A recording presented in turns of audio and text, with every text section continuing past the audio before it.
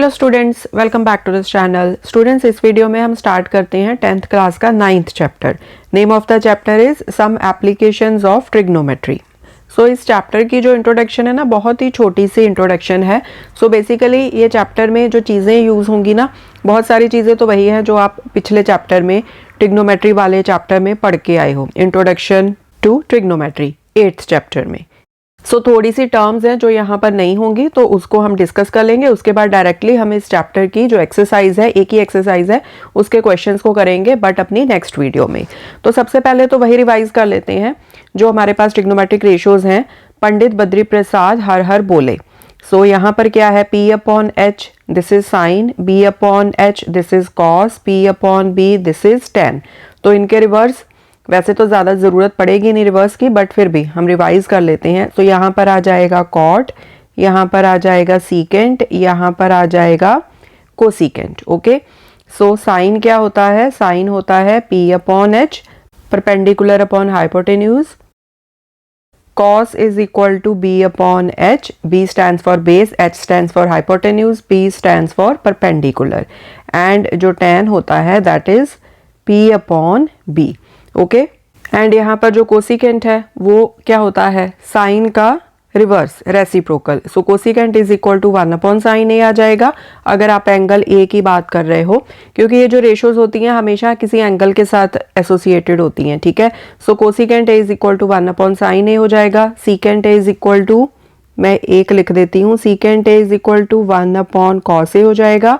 Cot A is equal to हो जाएगा 1/tan A। ठीक है, एंड ऑल्सो tan क्या होता है? tan होता है sin A upon cos A। ठीक है, एंड इसी तरह से cot क्या होता है? cos A upon sin A।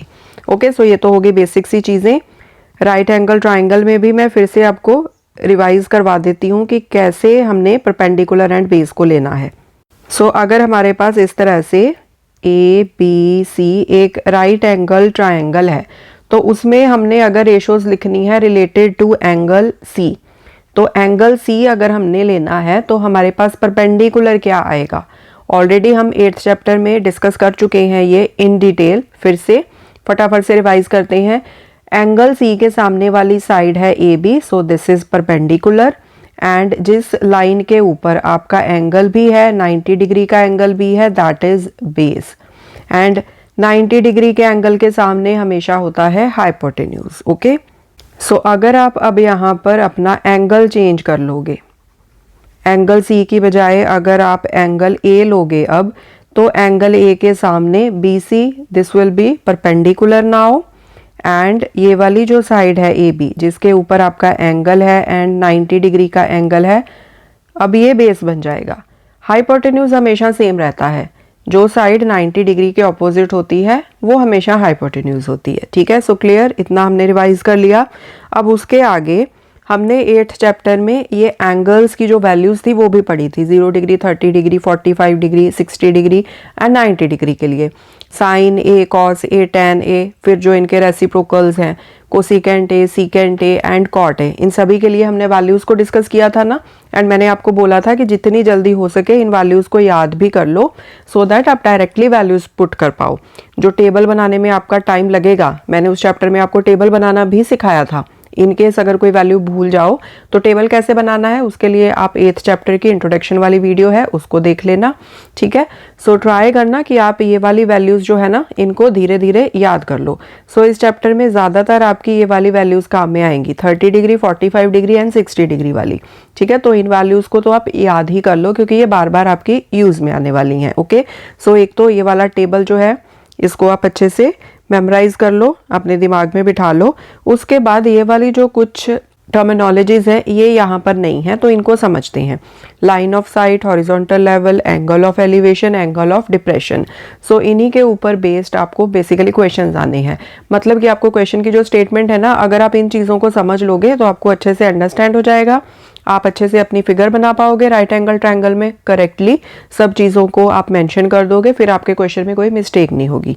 ठीक है, लाइन ऑफ साइट का क्या मतलब होता है? साइट मतलब नज़र। अगर आप लेट सपोज यहाँ पर है आपकी ये आई है, तो यहाँ से आप देख रहे हो, एक बार आपने इस तरह से ऊपर देख लिया, फिर यहाँ पर एक और आई बना लो इस तरह से। अब आप क्या कर रहे हो, आप नीचे की तरफ देख रहे हो, मतलब एक बार आप ऊपर आसमान की तरफ देख रहे हो, एक बार यहाँ पर देख लो कि ग्राउंड पर कुछ पड़ा हुआ है, थोड़ी दूर कोई ऑब्जेक्ट पड़ा है, तो उसको आप देख रहे हो। ठीक है, अब ये जो दोनों लाइंस हैं इनको बोलते हैं लाइन ऑफ साइट। चाहे आप ऊपर देखो चाहे आप नीचे देखो, बट आप देख तो रहे हो ना किसी चीज को, तो इन लाइंस को बोलते हैं line of site. Okay, now next चीज, आपकी आंख के बिल्कुल सामने इस तरह से जो बिल्कुल स्ट्रेट लाइन बनेगी, बिल्कुल स्ट्रेट, इसको बोलते हैं horizontal level. So this is horizontal level.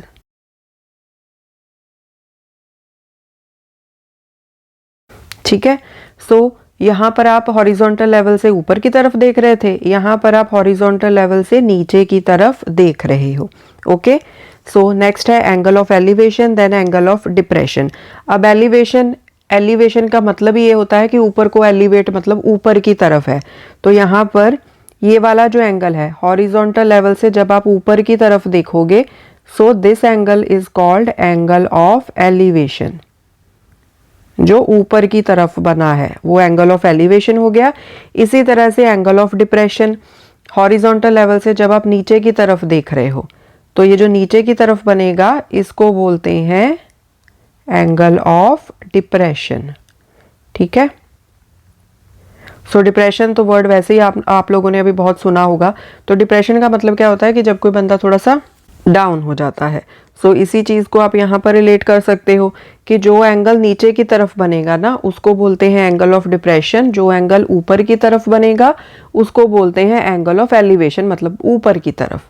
Elevator आप यूज करते हो ना ऊपर जाने के लिए, तो वहां से आप इसको याद रख सकते हो, एंगल ऑफ एलिवेशन मतलब ऊपर की तरफ, एंगल ऑफ डिप्रेशन डाउन नीचे की तरफ। ठीक है जी, सो ये दो एंगल्स आपके काम में आएंगे। ठीक है, अब यहाँ पर होगा क्या, इस तरह से आप इन लाइंस को ज्वाइन कर दोगे तो आपकी राइट एंगल ट्राइंगल पूरी कंप्लीट हो जाएगी। स्ट्रेट लाइन से जब आप इनको ज्वाइन कर दोगे तो ये 90 डिग्री के एंगल्स बन जाएंगे ना, यहाँ पर भी एंड यहाँ पर भी, तो आपकी राइट एंगल ट्राइंगल्स कंप्लीट हो जाएंगी। एंड फिर आप इन ट्रिग्नोमेट्रिक जो रेशियोज हैं जो पढ़ी हैं हमने, इनका यूज करके फिर हम क्वेश्चंस को सॉल्व कर पाएंगे। ओके, सो यही यहाँ पर एक बेसिक सी चीज है। सो बाकी जैसे जैसे हम एक्सरसाइज के क्वेश्चंस करेंगे ना, तो वहां पर हम उनको प्रॉपरली अंडरस्टैंड करके करते जाएंगे एंड फिर आपको अच्छे से प्रैक्टिस हो जाएगी। Okay, so I will see you in the next video जिसमें हम एक्सरसाइज 9.1 के क्वेश्चंस को सॉल्व करेंगे। So I will see you there, take care.